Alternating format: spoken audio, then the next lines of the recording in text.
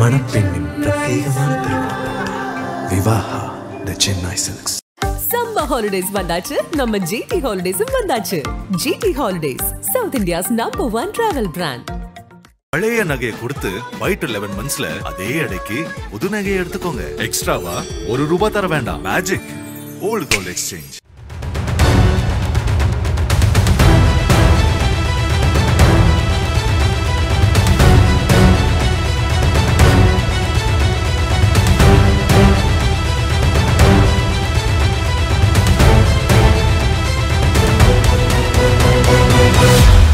சிறுவன் கடத்தல் வழக்கில் ஏடிஜிபி அதிகாரியை கைது செய்ய உத்தரவிட்டதுடன் புரட்சி பாரதம் கட்சியின் தலைவரும் சட்டமன்ற உறுப்பினருமான பூவை ஜெகன்மூர்த்திக்கு எதிராக நீதிமன்றத்தில் எழுப்பிய அதிரடி கேள்விகளால் அனைவரது கவனத்தையும் ஈர்த்துள்ளார் நீதிபதி வேல்முருகன். சென்னை உயர்நீதிமன்றத்தின் மாண்புமிகு நீதிபதிகளில் ஒருவரான நீதிபதி பி வேல்முருகன் தமிழ்நாடு மற்றும் புதுச்சேரி உள்ளிட்ட பகுதிகளில் நீதித்துறையில் குறிப்பிடத்தக்க பங்களிப்பை வழங்கி வருபவர். யார் இவர்? இவரது பின்னணி என்ன? தொழில்முறை அனுபவம் மற்றும் முக்கிய தீர்ப்புகள் குறித்து விரிவாக பார்க்கலாம். நீதிபதி பி வேல்முருகன் திண்டுக்கல் மாவட்டத்தில் உள்ள தாமரைப்பாடி என்ற கிராமத்தில் பிறந்தவர். இவரது தந்தை மறைந்த TS பெருமாள் பஞ்சாயத்து ஒன்றிய தொடக்க பள்ளிகளில் ஆசிரியராக பணியாற்றியவர். இவருக்கு சரஸ்வதி மற்றும் வளர்மதி என்ற 2 சகோதரிகள் உள்ளனர். தனது ஆரம்ப கல்வியை தாமரைப்பாடி பஞ்சாயத்து ஒன்றிய நடுநிலைப் பள்ளியிலும் 9 முதல் 12ஆம் வகுப்பு வரை திண்டுக்கல் மாவட்டம் கோவிலூரில் உள்ள CSMA மேல்நிலைப் பள்ளியிலும் பயின்றவர். நீதிபதி வேல்முருகன் மதுரை அரசு சட்டக் கல்லூரியில் 5 ஆண்டு BL பட்டப்படிப்பை முடித்தவர்.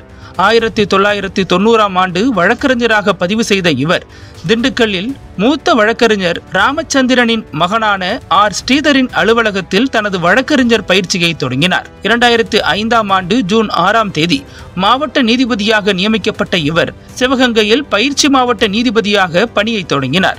பின்னர் 2018ஆம் ஆண்டு சென்னை உயர்நீதிமன்றத்தின் கூடுதல் நீதிபதியாக நியமிக்கப்பட்டு 2020ஆம் ஆண்டு நிரந்தர நீதிபதியாக உயர்த்தப்பட்டார்.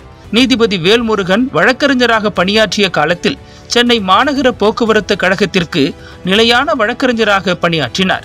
மேலும் 2006-2009 காலகட்டத்தில் அமலாக்கத்துறை இயக்குநரகத்திற்கு சிறப்பு வழக்கறிஞராக பணியாற்றியுள்ளார்.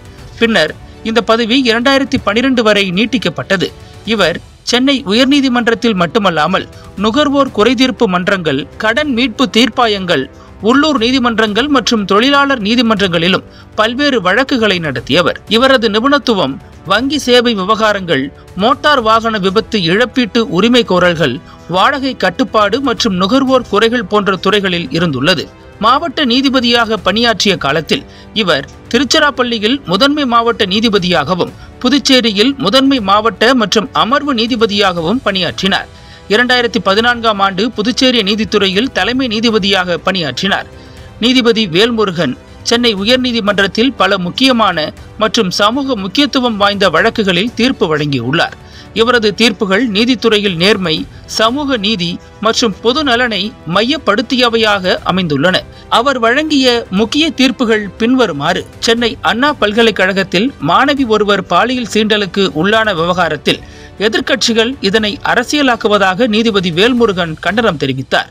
பெண்களின் பாதுகாப்பில் அரசு கவனம் செலுத்த வேண்டும் எனவும் இதனை அரசியல் கருவியாக பயன்படுத்துவது தவறு எனவும் அவர் கருத்து தெரிவித்திருந்தார்.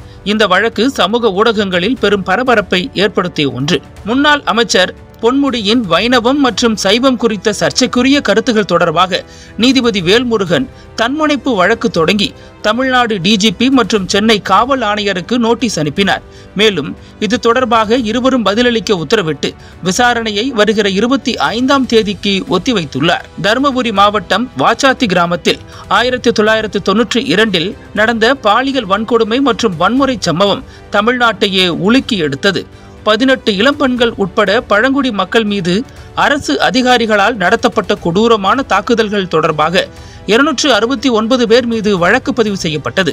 2011இல் தருமபுரி மாவட்ட அமர்வு நீதிமன்றம் 215 பேருக்கு சிறை தண்டனை விதித்தது. இந்த தீர்ப்பை எதிர்த்து குற்றவாளிகள் தாக்கல் செய்த மேல்முறையீட்டு மனுக்களை நீதிபதி வேல்முருகன் விசாரித்து அனைத்து மனுக்களையும் தள்ளுபடி செய்தார். மேலும் தருமபுரி நீதிமன்றத்தின் தீர்ப்பை அவர் உறுதி செய்தார். பாதிக்கப்பட்ட 18 பெண்களுக்கு தலா 10 லட்சம் ரூபாய் இழப்பீடு வழங்கவும் அதில் 50% தொகையை குற்றவாளிகளிடமிருந்து வசூலிக்கவும் உத்தரவிட்டார். பாதிக்கப்பட்டவர்களின் குடும்பங்களுக்கு வேலைவாய்ப்பு மற்றும் வாச்சாத்தி கிராமத்திற்கு நலத்திட்ட உதவிகள் வழங்கவும் அரசுக்கு உத்தரவிட்டார். இந்த தீர்ப்பு பழங்குடி மக்களுக்கு நீதி வழங்குவதில் முக்கிய மைல்கல்லாக அமைந்தது. பட்டியலின மக்களுக்கு ஒதுக்கப்பட்ட பஞ்சமி நிலத்தை பிற பிரிவினருக்கு விற்பது சட்டவிரோதம் என உறுதியாக தீர்ப்பளித்தவரும் நீதிபதி வேல்முருகன் தான். இந்த நிலங்களுக்கு வழங்கப்பட்ட பட்டாக்களை ரத்து செய்து அவற்றை மீட்டு தகுதியான நிலமற்ற பட்டியலின மக்களுக்கு மறு விநியோகம் செய்ய அரசுக்கு உத்தரவிட்டார். இந்த தீர்ப்பு பட்டியலின சமூகத்திற்கு நீதி வழங்குவதோடு சமூக சமத்துவத்தை மேம்படுத்துவதற்கு ஒரு முன்னுதாரணமாக அமைந்தது.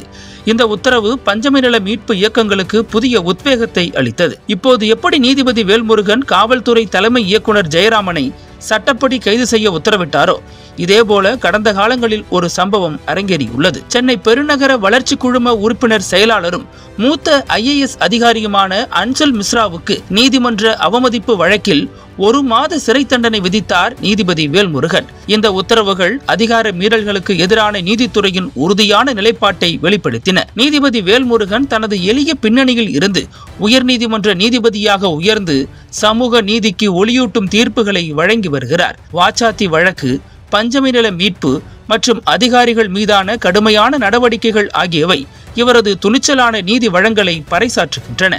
இவரது தீர்ப்புகள் தமிழ்நாட்டின் நீதித்துறை வரலாற்றில் முக்கிய இடம் பிடித்துள்ளன. மேலும் எதிர்காலத்தில் இவரது பங்களிப்புகள் மேலும் சமூக மாற்றங்களை ஏற்படுத்தும் என எதிர்பார்க்கப்படுகிறது.